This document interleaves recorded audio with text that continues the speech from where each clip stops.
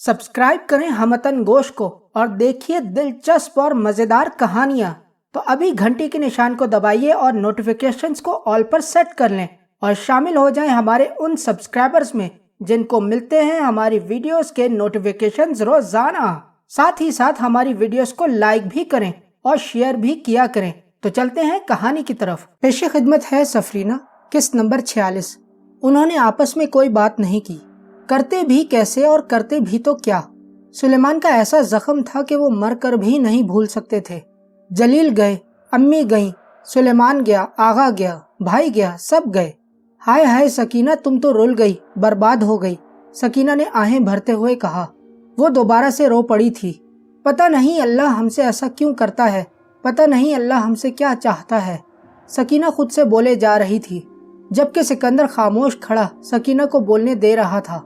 वो सकीना के दिल का बोझ हल्का करने के लिए ऐसा कर रहा था।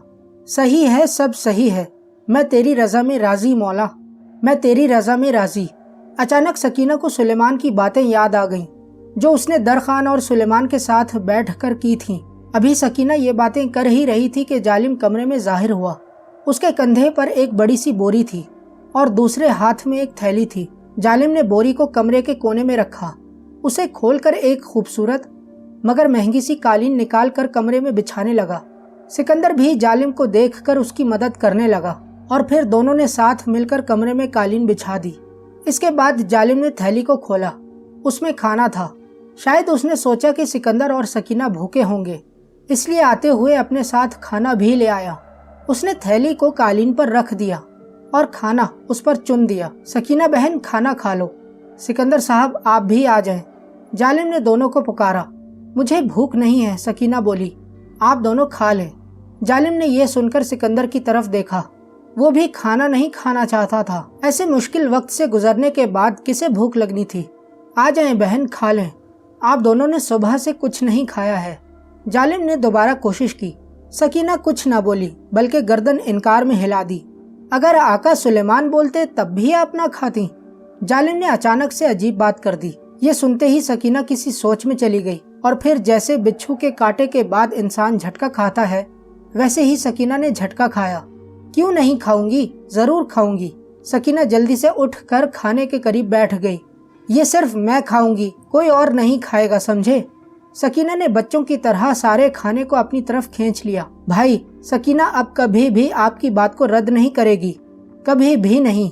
सकीना ने रोते हुए ये बात कही और फिर बहते आंसुओं के साथ खुद ही निवाला बनाकर खुद ही खाने लगी। वो बहुत जल्दी जल्दी खाना खा रही थी।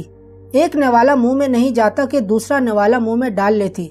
बहते आंसुओं को दुपट्टे की मदद से एक हाथ से पहुंचती और दूसरे हाथ से निवाला बनाती। जालिम ये मंजर देखकर अपने आंसू न रोक सका। ऐसी मोहब्बत उसने अपनी जिंदगी में नहीं देखी थी। उसने अपने हाथ के चमड़े को दांतों में फंसा लिया और दूसरी तरफ मुंह करके रोने लगा। उसके मुंह से कोई आवाज नहीं निकल रही थी, जबकि साथ खड़े सिकंदर की भी बर्दाश्त जवाब दे गई।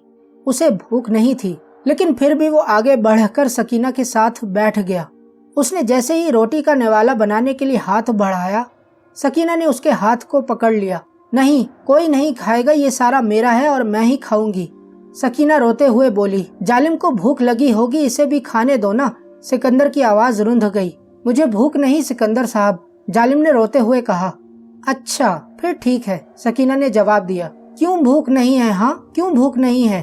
तुम भी खाओ, ये भी खाए, सब खाएं। भाई ने खाना भेजा है, सब खाएं, सब।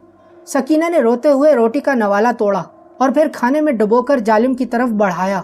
खाओ, शाबाश खाओ, सकीना ने बच्चों की तरह रोते हुए कहा।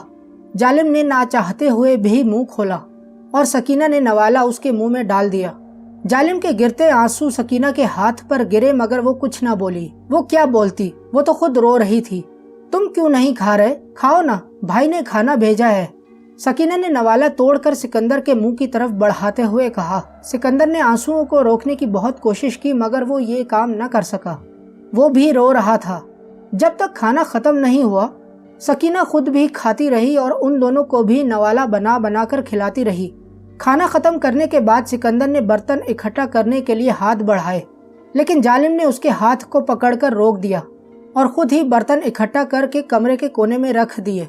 खाना खाने के बाद सकीना वहीं लकड़ी से बने बेड के साथ टेक लगाकर रोती रही, जबकि सिकंदर अपनी जगह पर बैठा रहा और जालिम साथ लाई बोरी से इस्तेमाल का सारा सामान बाहर निकालकर कमरे में रखता जा रहा था। दरमियान में जालिम कमरे में पड़े मिट्टी के बर्तन को उठाकर बाहर चला गया। वो नदी से पीने का पानी भरने गया था। चंद मिनट बाद उसकी वापसी हुई तो मटका उसके हाथों में था, जिसे उसने कमरे में मुनासिब जगह पर रख दिया। वो दोबारा से बाहर निकल गया। सिकंदर बात करना चाहता था, सकीना का दिल बहलाना चाहता था, लेकिन उसे समझ नहीं आ रही थी कि क्या बात करे और कैसे करे। वो चुपके चुपके से सकीना को चोर नजरों से भी देखता, लेकिन सकीना तो घुटनों में सर दिए रो रही थी। लेकिन इस वक्त उसके रोने का अंदाज बदल चुका था। शायद वो रो रो कर थक गई थी। कुछ देर बाद तो वो बिल्कुल ही बेसुध होकर बैठ गई। सकीना, सिकंदर ने पुकारा, मगर सकीना ने कोई हरकत नहीं की। उसने दोबारा आवाज दी, इस बार भी खामोशी ही रही। सिकंदर ने उठकर सकीना को हल्के से कंधे से हिलाया तो सकीना ने झटका मारकर सर उठाया। वो रोते रोते वहीं बैठे ही सो गई थी। बिस्तर पर सो जाओ, तुम्हें नींद आ रही है, सिकंदर ने सकीना की तरफ देखते हुए कहा।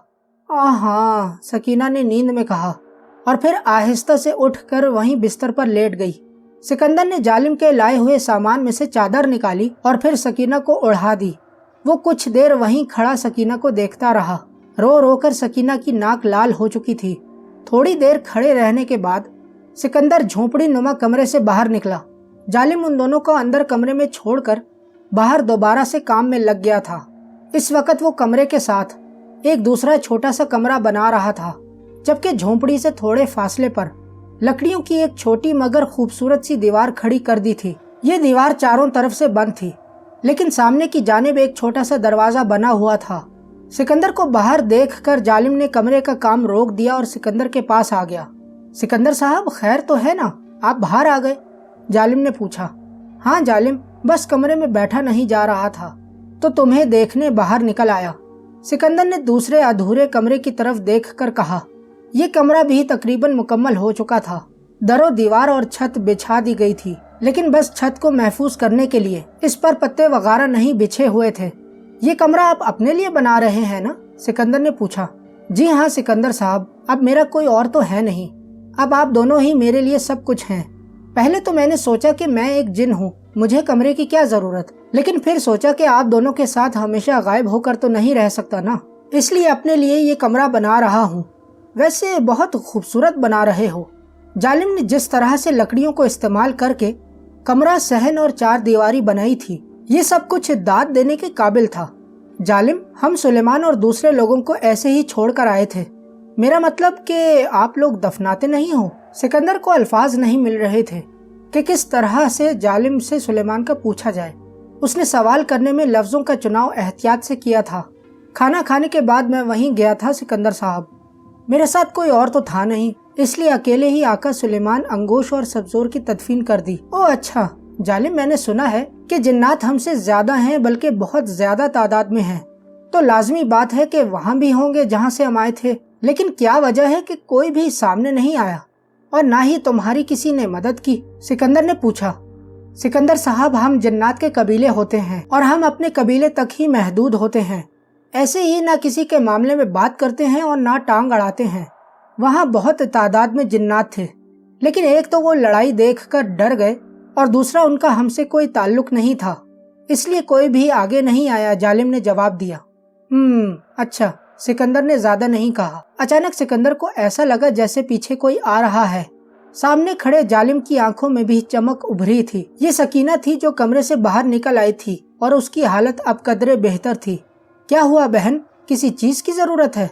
जालिम ने सकीना को देखा तो आगे बढ़कर पूछा। बस अचानक से आंख खुल गई और किसी को ना देखकर परेशान हो गई थी भाई, इसीलिए बाहर आ गई, सकीना ने जवाब दिया। वो चेहरे से बेहद थकी हुई लग रही थी, लेकिन खुद को अकेला महसूस करके परेशान हुई तो बाहर निकल आई। अच्छा बहन और सिकंदर भाई, मेरा काम थोड़ा सा बाकी है, आप जब तक सकीना बहन से बातें करें मैं अपना काम पूरा कर लूं, जालिम ने कहा। जालिम भाई, सकीना ने निगाहें नीचे करके कहा। क्या हुआ बहन? मुझे शादी करनी है, सकीना ने आंखें नीचे किए हुए कहा। इसकी ये बात सुनकर सिकंदर और जालिम दोनों को हैरत से झटका लगा। ये बात मौका महल के लिहाज से बिल्कुल भी मुनासिब नहीं थी। सकीना, ये क्या कह रही हो आप? सिकंदर ने हैरत से पूछा।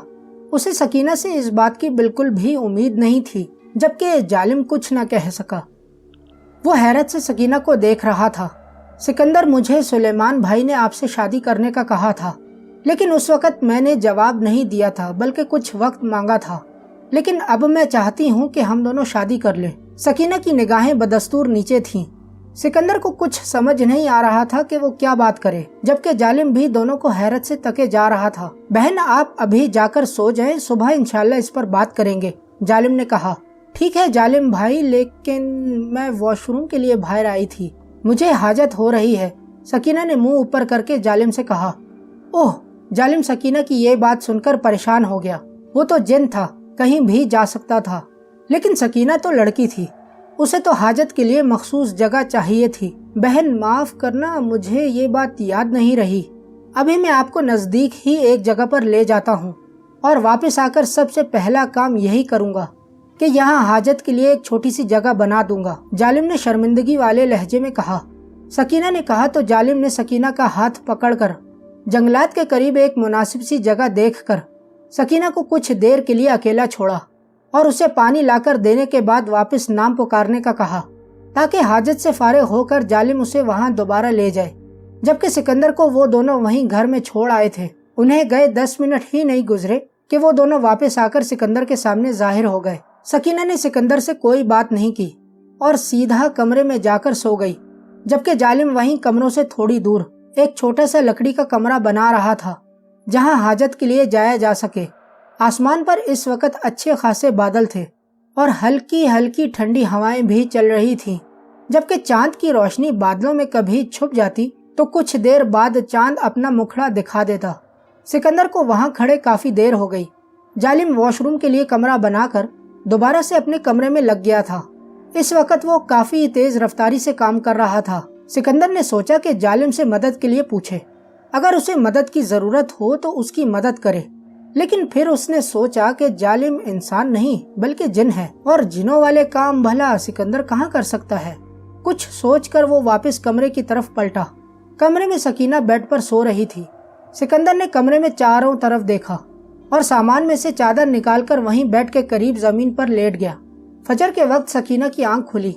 उस वक्त नजदीक कोई मस्जिद तो नहीं थी कि अजान की आवाज से वक्त का पता चलता, लेकिन चूंकि सकीना फजर की नमाज बाकायदगी से पढ़ती थी, इसलिए उसकी आंख खुद ब खुद खुल गई। बेड पर सीधे होकर बैठने पर उसने सिकंदर को नीचे लेटे देखा। सिकंदर के जिस्म से चादर उतरकर साथ ही पड़ी हुई थी और सिकंदर ने सर्दी की वजह से अपने दोनों हाथ घुटनों में फंसा रखे थे। सकीना बेड से उतरी और आहिस्ता से चादर सिकंदर के नीचे से निकालकर उसे दोबारा से सिकंदर के जिस्म पर चढ़ा दी। सिकंदर को सकीना के इस फेल की कोई खबर नहीं हुई। यहाँ से फारिग होकर सकीना कमरे से बाहर निकली और आसमान की जानिब देखा। आसमान साफ हो चुका था और तारे वाज़ेह नजर आ रहे थे। सकीना को ऐसा महसूस हो रहा था कि उसके और अल्लाह के दरमियान अब कोई भी नहीं है। वो आसमान की जानिब निगाह किए काफी देर तक तकती रही। या अल्लाह, तेरा शुक्र है, ये कहकर सकीना आगे बढ़ी, लेकिन फिर उसे याद आया कि यहाँ तो जाए हाजत नहीं है। वो परेशानी से यहाँ वहाँ देखने लगी, लेकिन फिर उसे थोड़ी ही दूर एक छोटा सा कमरा नजर आ गया। सकीना को लगा कि ये वॉशरूम होगा। वो छोटे छोटे कदम उठाती आगे जाने लगी।